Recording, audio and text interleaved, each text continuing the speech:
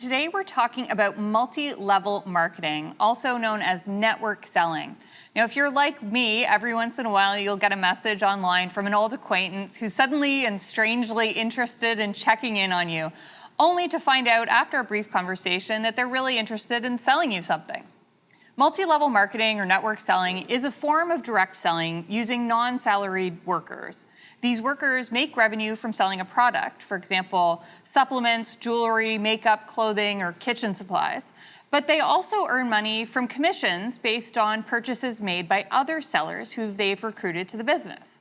The business model is used by some well-known companies with beloved products, and I've purchased products that I've liked through direct selling. But it can also be used by unscrupulous business people and morph into a pyramid scheme that takes advantage of people, especially women. For example, when the focus of the business becomes less on the sale of products and more on the recruitment of people. Here today to talk about the legal and ethical business issues around this topic are three experts.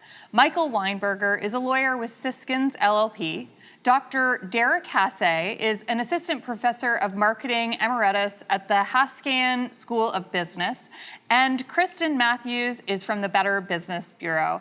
Thank you all so much for joining me today.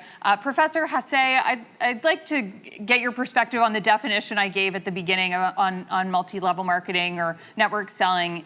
Is there anything you'd like to add to that description? Yeah, a couple of points of clarification, perhaps. And I think the one thing is, using the term workers, workers can be taken as almost a synonymous term to an employee. And what I think is really important in direct selling and in network marketing is to appreciate that these are independent business owners, they're sales contractors, they're not employees of a firm. I think that's the first thing that I would say. And another thing is, it's not about when the emphasis changes from selling products to recruiting.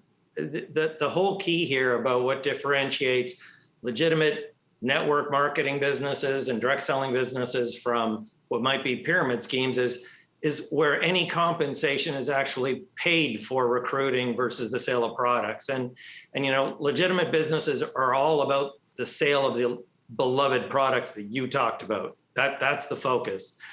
So the rest of it is about a compensation plan, but it really is about the focus of selling products. And Mr. Weinberger, anything you want to add to about how these businesses work?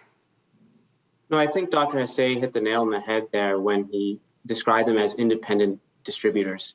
The one thing I would like to add, though, is that though we like to paint MLM businesses with the same brush, they're all unique in their own way. So this means, in practice, unique ways of paying their participants, unique ways of having unique organization structures and unique ways of marketing. So we have to, when we analyze this, we have to look at each company in their own light. So, Ms. Matthews, is there anything you'd want to add about this business model? How would you explain to our viewers what exactly is multi-level marketing or network selling? Yes, I think it's definitely been nailed on the head by Dr. Hasse and Mr. Weinberger. But one thing I would like to add, as you mentioned, we do see a lot of MLMs, as we will refer to them as their abbreviated name. We do see them selling, like you said, jewelry, cosmetics, a lot of health and dietary supplements. And this is typically because these can be sold to regular customers in frequent intervals as well. So that is typically why you will see multi-level marketing companies selling somewhat of the same product, is because they can sell them to regular customers in very frequent intervals. Yeah, Mr. Weinberg, I wanted to ask you about that. Are there certain types of businesses that or industries that this business model works best for? Yeah, so MLMs come in many shapes and many sizes. Some are very big, some are very small. There's some small ones that are very successful that are only 3 levels deep. When there are some that are ginormous multinational companies whose stock are traded on the New York Stock Exchange. Some MLMs we know very well, like Tupperware. Some we know the name, but don't even know they have an MLM branch. So for example, Swarovski or The Body Shop. Oh, I did not know that. Yeah. So, and as Ms. Matthews pointed out, that MLMs typically sell, the traditional kitchen knives, soaps, and lotions.